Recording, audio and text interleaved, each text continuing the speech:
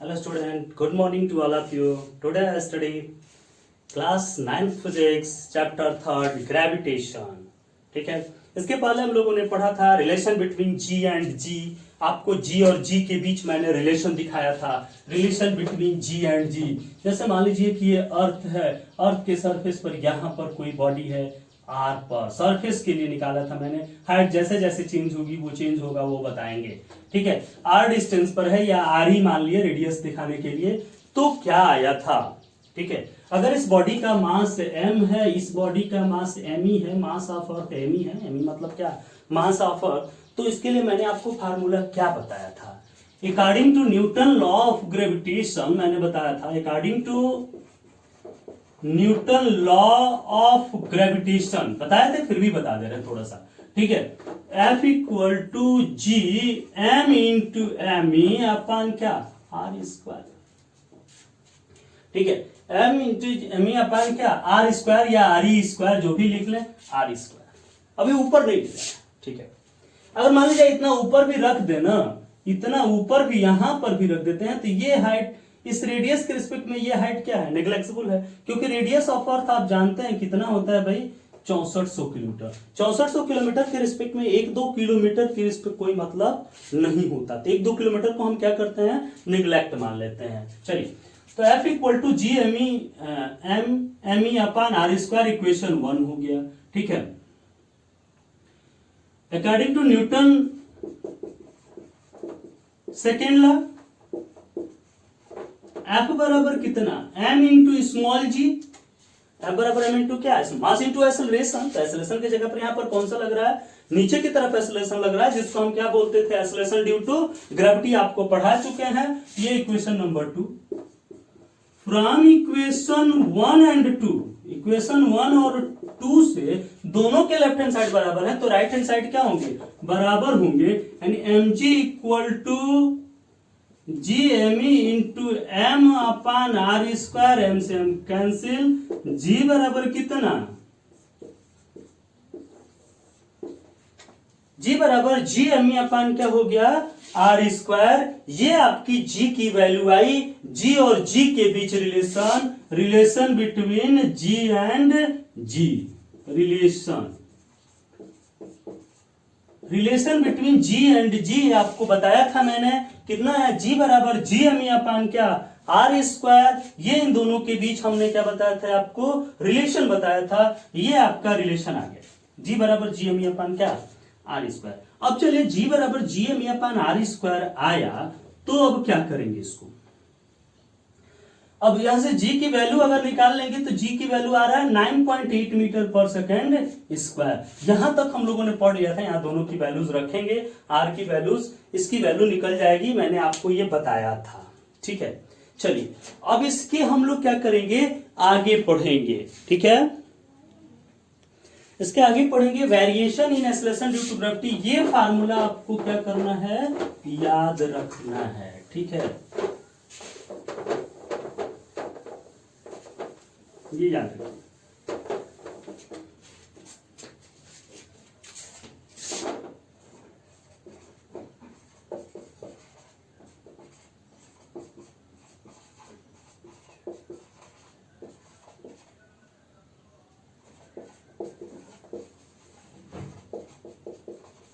Variation in acceleration due to gravity. ठीक है, acceleration due to gravity में हम लोग क्या करेंगे, वेरिएशन निकालेंगे. कई तरह से एक्सेलरेशन ड्यू टू, यानी एक्सेलरेशन ड्यू टू ग्रेविटी क्या होती है, इंक्रीज करती है, डिक्रीज करती है, क्या होती है, किस तरह से उसमें चेंजिंग होती है. ठीक है, अर्थ के सरफेस के ऊपर जाने पर क्या होती है, अर्थ के सरफेस के अलॉन्ग जाने पर क्या होती है, अर्थ के सरफेस के नीचे जाने पर क्या होती है. ये सारी चीजों को हम लोग क्या करेंगे, डिस्कस करेंगे. जैसे हम लोग ये बॉडीज को ऊपर की तरफ फेंकते हैं, नीचे की तरफ बॉडी जाती है, तो अर्थ के सरफेस से ऊपर जा रही है, जी की वैल्यू क्या होगी. अर्थ के सरफेस के बॉडी कोई नीचे जा रही है, जी की वैल्यू क्या होगी. उसी के रिस्पेक्ट में रोटेट कर रहे हैं, अर्थ के हर एक पॉइंट पर जी की वैल्यू क्या होगी. ये सारी चीजों को हम यहां पर क्या करेंगे, डिस्कस करेंगे. तो वही हमने लिखा, variation in acceleration due to gravity. Acceleration due to gravity में क्या, वेरिएशन. ठीक है, कौन सा चला वाला, effect of shape of earth. Earth के शेप के वजह से एक्सेलरेशन ड्यू टू ग्रेविटी में क्या चेंजिंग होती है।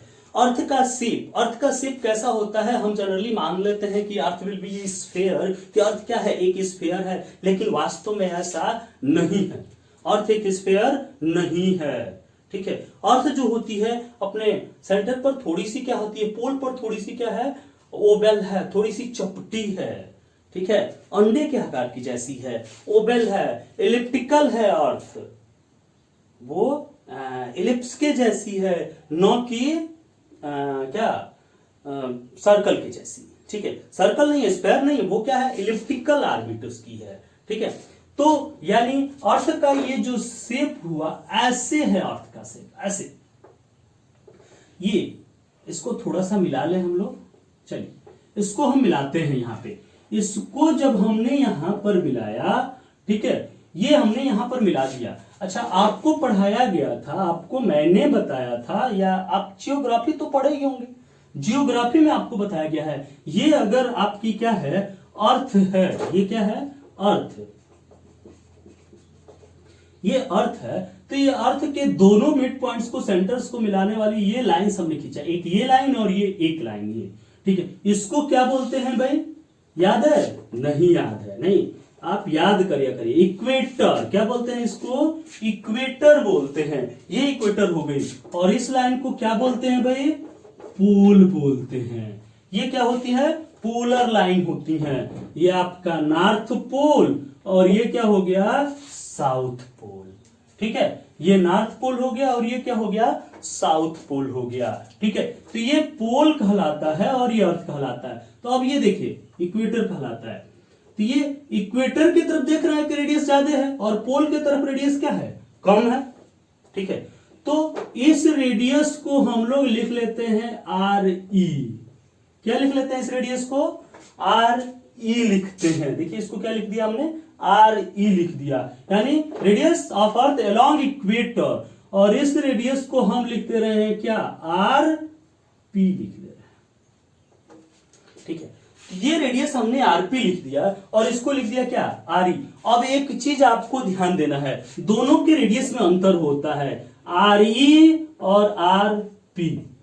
ये देखिए जैसे जैसे हम इक्वेटर से पोल की तरफ बढ़ रहे हैं, आप देख रहे हैं कि ये रेडियस क्या होती जा रही है भाई, हर जगह कम होती चली जा रही है। हर जगह रेडियस क्या हो रही है, कम होती चली जा रही है। हो रही है कि नहीं हो रही है, देखिए यहां पर इतना ज्यादा था, यहां पर इतना ही हो गया, यहां पर इतना है, यहां पर इतना, यहां पर इतना, देख रहे हैं आर किसका बढ़ता जा रहा है रेडियस। तो इक्वेटर पर रेडियस देख रहे हैं कि सबसे ज्यादा है और पोल पर रेडियस क्या है, सबसे कम है। फिर जब पोल से फिर इक्वेटर की तरफ आते जा रहे हैं तो फिर रेडियस क्या होती जाती है, पोल से इक्वेटर की तरफ बढ़ती है और इक्वेटर से पोल की तरफ क्या हो रही है, घट रही है, डिक्रीज कर रही है, इट विल बी डिक्रीजेज।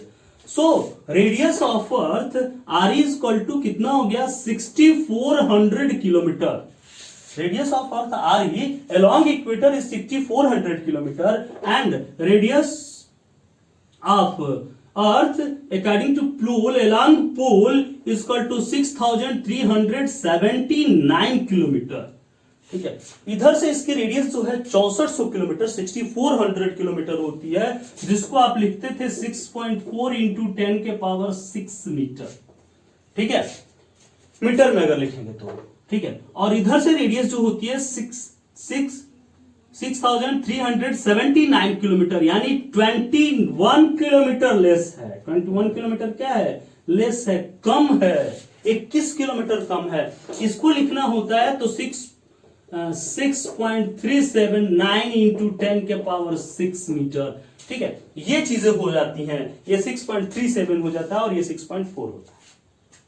तो ये थोड़ा सा डिफरेंस यहां पर है, आगे समझ में। चलिए अब चलिए, मैंने आपको फार्मूला बताया था G equal to G M E upon क्या, आर स्क्वायर। मास तो बदलेगा नहीं, किसी तरह से चले, अर्थ का मास तो वही है, तो मास विल नॉट चेंज। सो अब देखते हैं यहां पर, इसमें पहला कंडीशन ले लेते हैं। क्या लेते हैं, पहला कंडीशन कहां पर लेते हैं, एट पोल। पोल पर चलते हैं, पोल पर G की वैल्यू मान लेते हैं जीपी एट पोल। क्या हो जाएगा भाई, ये देखिए जी एम ई अपान आरपी का स्क्वायर। और आरपी क्या है? आरपी क्या है? लेस है ना, मिनिमम है ना। आरपी सबसे कम है रेडियस, सबसे कम रेडियस है, मिनिमम रेडियस है 6379 किलोमीटर, ये मिनिमम रेडियस है।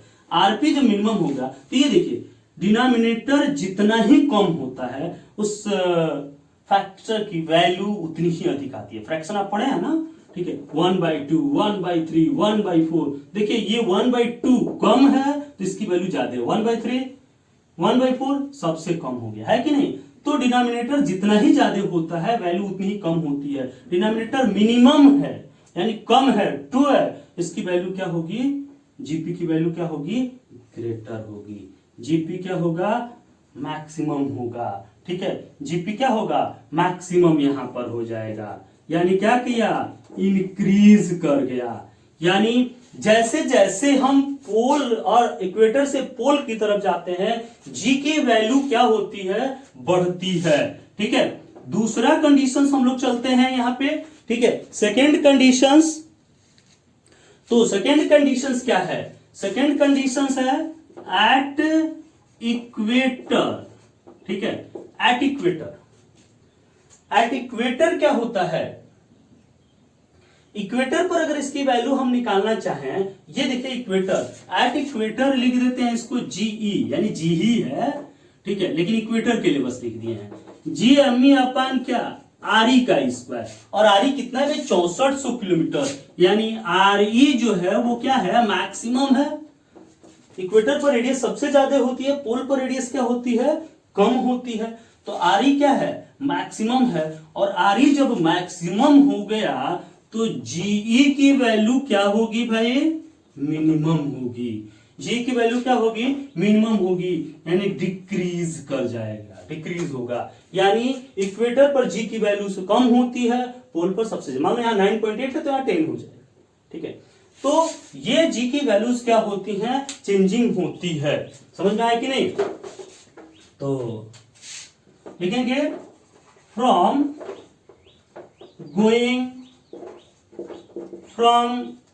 going from equator to pole, value of G increase। ठीक है, जब हम इक्वेटर से पोल की तरफ जाते हैं तो जी की वैल्यू इंक्रीज होती है, और एट पोल जी जो होता है वो क्या होता है? मैक्सिमम होता है। और एट इक्वेटर जी की वैल्यू मिनिमम होती है। समझ में आया कि नहीं? तो ये था effect due to shape of earth. क्योंकि अर्थ का शेप जो है ओवल शेप का है, तो जैसे जैसे हम इसके एलॉन्ग बढ़ते हैं, आप देख रहे हैं हर जगह इसकी रेडियस क्या होती जा रही है? कम होती जा रही है। तो जैसे जैसे इधर की तरफ बढ़ते जाएंगे जी की वैल्यू डिक्रीज करते जाएगी, और पोल पर जाकर के यहां पर क्या हो जाएगा? पोल पर जाने के बाद इसकी वैल्यू फिर क्या कर जाएगी? इंक्रीज कर जाएगी, सबसे मैक्सिमम।